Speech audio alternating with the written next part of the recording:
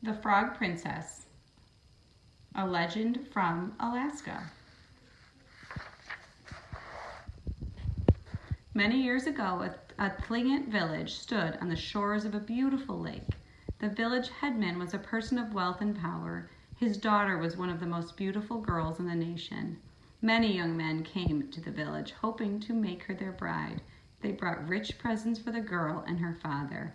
However, neither the gifts nor any of the young men were ever good enough for her. Marry you? Why, I would sooner marry a frog from our lake, she told one suitor whose eyes bulged slightly. Everyone in the village laughed. The poor young man left in disgrace and never returned. That night, the headman's daughter woke from a sound sleep. She heard someone knocking. Dressed quickly, she tiptoed to the door and opened it. A young man stood on the threshold. A green blanket covered his shoulders. His clothes and fine headdress were also green. The headman's daughter thought he was extremely handsome, though his eyes bulged slightly and his fingers seemed unusually long. The young man spoke. Did you mean what you said this morning, that you would rather marry a frog from the lake than any of the suitors who have come to your village? Yes, the girl replied. The young man held out his hand. Then come with me. The girl walked with him to the edge of the lake. The young man took hold of the water. He lifted it up as if it were the corner of a blanket. The girls saw steps leading to the lake bottom. You go first, I will follow, the young man said. Together they walked down and down until they reached the bottom of the lake. The frog people came to greet them. They were all very handsome, though their eyes bulged slightly and their fingers seemed unusually long. Welcome, daughter, the frog chief said. This is your new home, and we are your new family. We are the frog people. The frog people led her to a large cedar house. Here they held a wedding feast in her honor. The girl enjoyed the feasting and dancing so much that she forgot about time. Weeks passed, yet it seemed to the girl that she had only been gone a few hours.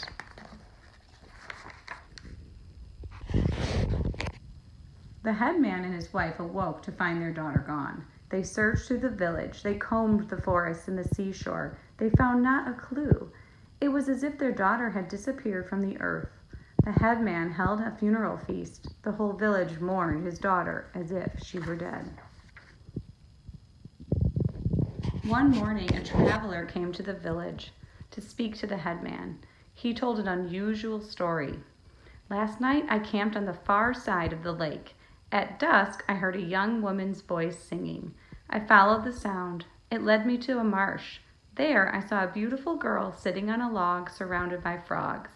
They were all singing and dancing together. This seems strange to me. Can you explain it? The headman asked the traveler to describe the young woman. When he did so, the headman recognized her at once. It was his own daughter. Take me to the place where you saw these things, he told the traveler. Together they set out for the far side of the lake. The headman walked along the lake shore. He stood on the edge of the marsh. Chief of the frog people, he called out, come out of the water. I must speak to you.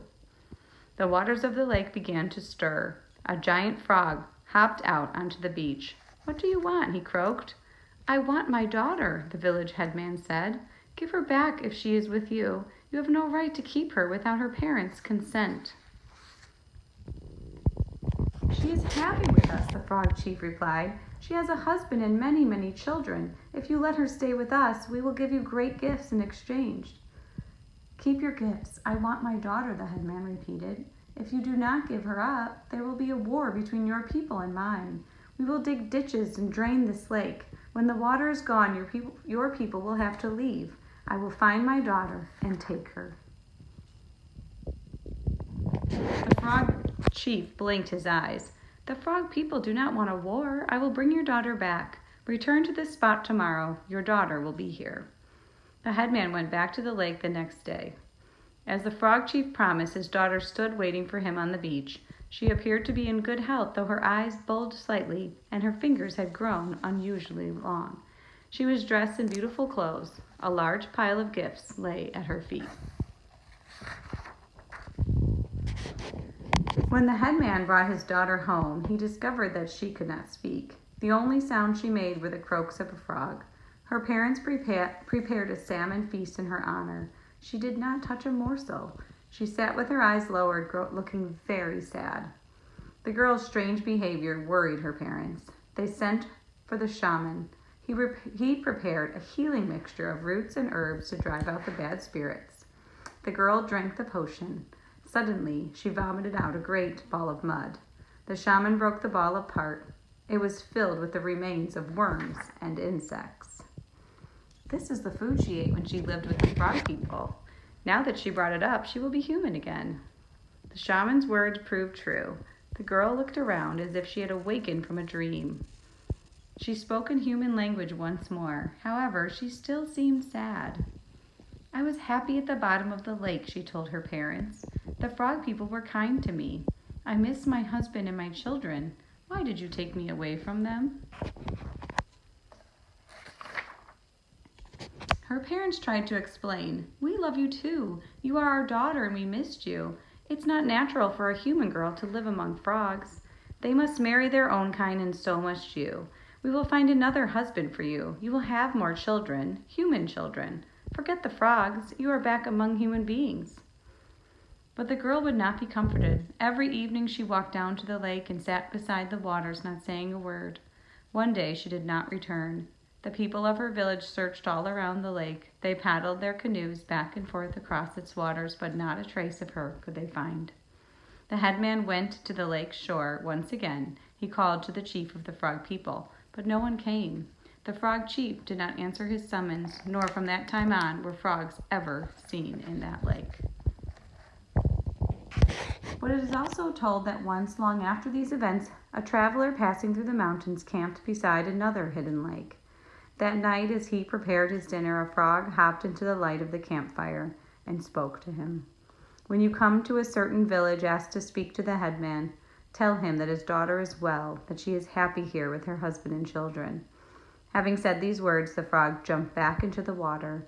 The traveler saw her no more. That evening, as the traveler later told the headman, he heard a great number of frogs calling to one another back and forth across the lake.